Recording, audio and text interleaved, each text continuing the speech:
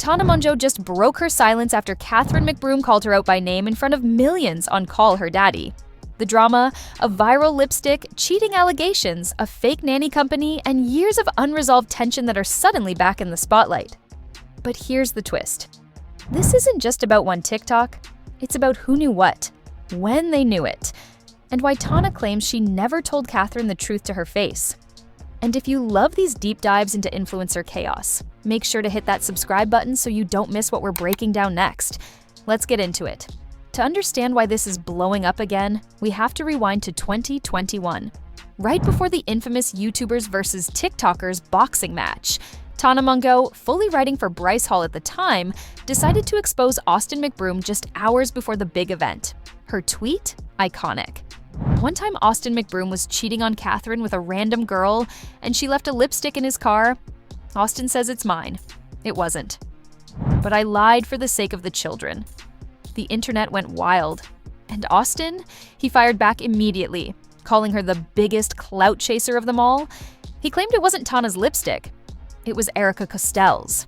His words? Dummy. One time Austin McBroom was cheating on Catherine, and the girl he was cheating on her with left a lipstick in his car. And I'm sitting in the car with Jake, and we get a call from Catherine or Austin or whoever answer it. And it's Austin bawling his eyes out and Catherine absolutely screaming, holding this lipstick inside of their car. And she's screaming and she's like, "It's the lipstick, Tana's. Austin says the lipstick's Tana's, blah, blah, blah." Austin's bawling. My thinks that the right thing to do at the time is save the kids, save the kids. So I lie to Catherine. I'm like, "This is my lipstick." It wasn't my lipstick, Catherine. I'm really sorry. But we Team Bryce out here, on God. So... Another time, Austin hired 4 of my friends as his nannies, and when Catherine would leave, he would with all of them and then told her that they were all his nannies, and it was a fake nanny company. And I just, so when you ask me why I'm Team Bryce, it's kind of like picking a lesser of 2 evils, you know? But the chaos didn't stop there. Tana took to TikTok to expand on the story, sharing even more disturbing details, including a wild claim that Austin allegedly hired 4 of her friends as nannies, only to hook up with them behind Catherine's back. She said it was all part of a fake nanny company scheme. The video? Deleted. Fast. But not before it sparked an avalanche of reactions, including Erica Costell herself chiming in with a now viral tweet. "It was actually a lip liner. Can I get that back?" She later clarified in a video that, no, she never hooked up with Austin. Okay, so that lip liner tweet was not meant to be taken seriously. One, I genuinely was just curious if I could get it back. It was KKW, my favorite shade, whatever. We'll call this long gone. But no, I did not with Austin McBroom. First of all, there was 3 of us in his Lambo. We were speeding. We got pulled over for it, so there was a sudden stop, and all my out of my purse. So that's why my lip liner was in his car. No. Some of y'all talk too much. Second, I've done a lot of cringy things in my life, mainly on the internet, but I don't do them anymore, and I also don't lie. So that was the story behind the lip liner. And the makeup was simply in his car because her purse spilled during a sudden stop in his Lamborghini. The energy around this story was already wild, and it had been quietly brewing for years, until now. Fast forward to 2024, and suddenly, the past comes roaring back.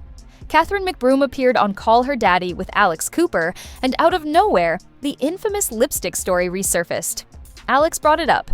And while she mistakenly said it was a recent incident, Catherine clearly knew what she was being asked about. Tana Mongeau recently revealed that she covered for Austin after you found lipstick in Austin's car. What really happened there? So she covered for him, which I believe that it's probably true, definitely happened, because I remember we had a Lamborghini at the time. I never drove that car. And I got in one day as a passenger, and I noticed there was a lip liner. Lip liner or lip gloss, something like that, and it wasn't mine. And I thought, and I'm like, "Whose is this?" He's like, "Oh, so and so got in my car the other day, and his girlfriend was on the lap, and I drove them down the street to get into their car."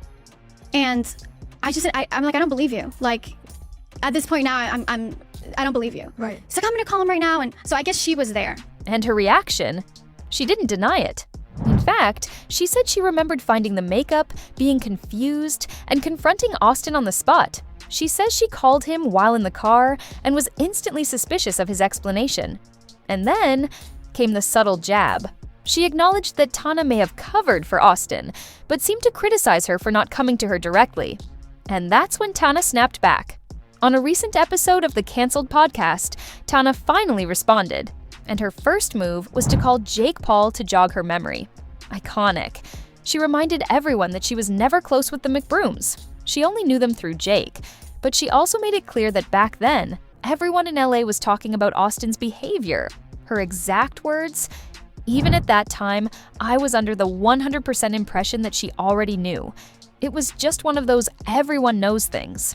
She didn't reach out to Catherine because she thought it wouldn't change anything. But there was another reason Tana made that now infamous TikTok.